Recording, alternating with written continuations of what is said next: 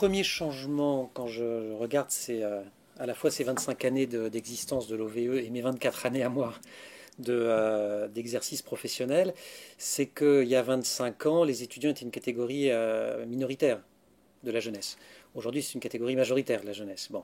Donc ça, c'est un changement absolument considérable, évidemment démographique, mais pas seulement démographique, et pour une large part, les problèmes qui pouvaient être les problèmes de la jeunesse en général il y a 25 ans, aujourd'hui, sont les problèmes des étudiants, sachant que les jeunes qui n'accèdent pas aux études ne sont pas du tout dans la même situation qu'il y a 25 ans. Il y a 25 ans, quelque part, c'était la norme.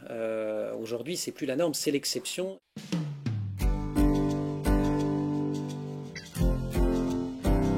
Ce qui est sûr, c'est qu'il y avait un certain nombre de présidents d'universités avaient tiré la sonnette d'alarme. Ils disaient, bon, on ne connaît pas assez la population étudiante, on est actuellement dans la massification des universités.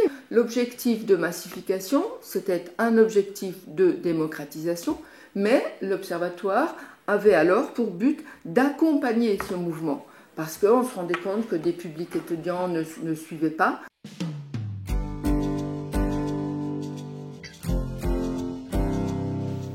Le rôle, la fonction de l'Observatoire, c'est en effet de pouvoir éclairer les décideurs, de pouvoir disposer en effet d'une connaissance aussi objective, aussi neutre, aussi, j'allais dire, aussi désintéressée, aussi détachée que possible des enjeux politiques et sociaux bien réels que pose l'enseignement supérieur et la vie étudiante, enfin, les conditions de vie, disons les conditions de vie, les modes de vie des étudiants. Et il faut pouvoir en effet éclairer ces décisions, et pour les éclairer, il faut se procurer cette connaissance.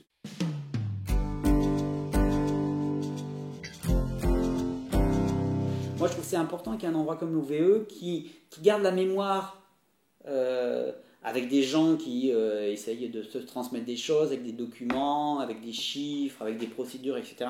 Qui gardent la mémoire de toutes ces choses-là et qui fassent qu'il y a un savoir scientifique au sens d'un savoir cumulatif. C'est-à-dire on ne repart pas de zéro à chaque fois.